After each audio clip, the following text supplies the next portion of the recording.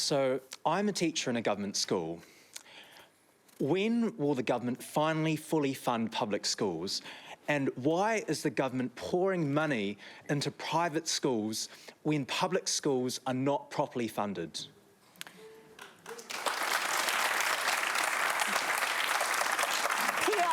With you. It's a question to the government, but I haven't heard from you for a while and I quite like you. Thank you. Look, I don't know anything about, I can't speak to government funding of schools, but I do know that, you know, I have young school-aged children, and the only thing I can speak of is that my experience is that people who I know who have children who might have need extra help with education, so if they're educationally challenged, that it seems to be that there really aren't those resources for those children out there at all, and it's very much really holding those children back, and I think that that is something that definitely we could see more funding. So I can only speak from my experience because I'm not going to speak on politics. That's fair enough. But my experience as a parent is that this is a common problem amongst parents, that people are really looking for help and there doesn't seem to be any help out there. I think that is very common in the parent community. Malarndirri? Yeah, thanks, PK. Thanks for the question. What I do know now in terms of Jason Clare as our Federal Education Minister, whose role is to be able to speak with each of the state and territory jurisdictions, because clearly education is under the state and territories. There is a review underway which will conclude by the end of the year.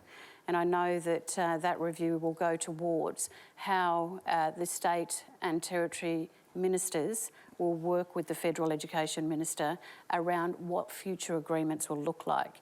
And there is no doubt those, in your question, the concerns that you've raised have also been raised around the table. Keep in mind, you know, we did come into government last year. This is something that I know Jason Clare, as our Federal Education Minister, is working very closely with.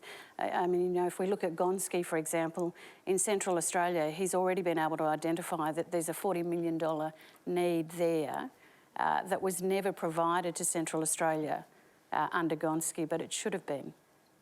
And so, as the new Education Minister coming in, these are the things he's made immediate differences on.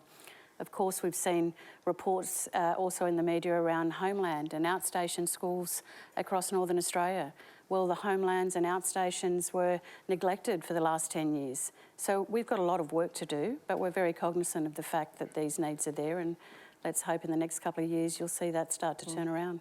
Dan Tehan, you're a former Education Minister, so you know the space. Do you think this is a growing inequality that we should be addressing? Well, I think the biggest issue that we have in this country is actually making sure that we're teaching the fundamentals to our children, and I think that's the thing that we have to focus on more than anything else. Funding... Because, well, if you have a look at what's happened to funding of our schools, both of the public system and the private system, it has gone up. If you have a look at what's happened to the NAPLAN results, they haven't gone up with the funding. As a matter of fact, they've been flatline. If you look at our PISA outcomes, it's the same. We aren't getting the outcomes for the investment that's being made, and that is the biggest issue that we face as a nation, and that's where we need to put the focus. And it is something that Jason Clare has been talking about, and we absolutely applaud him talking about that. It's something that we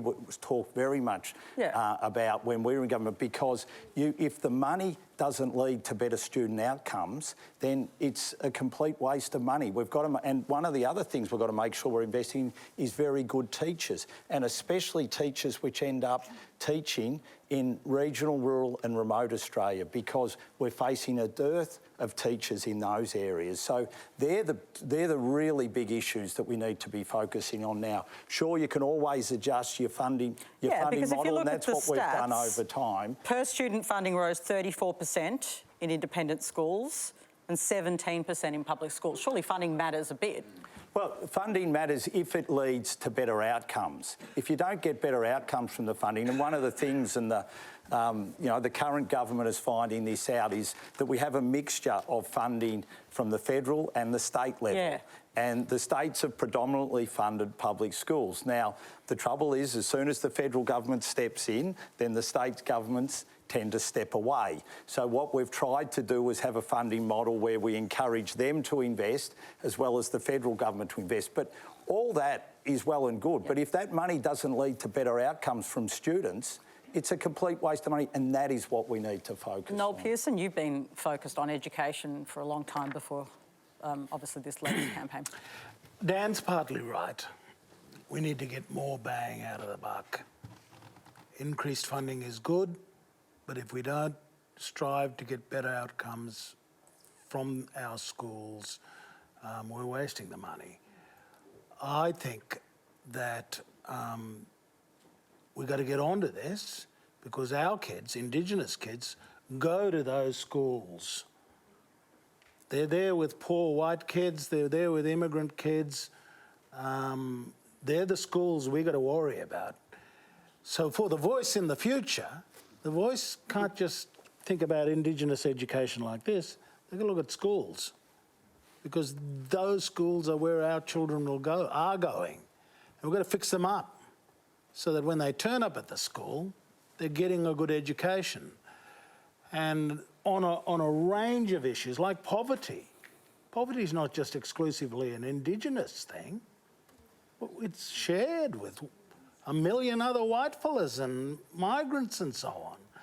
And if we're going to have a real poverty attack with this Voice, if we're going to attack poverty full on, we're going to have to embrace policies across the board that work for everybody in Australia who's living in poverty, not just our people.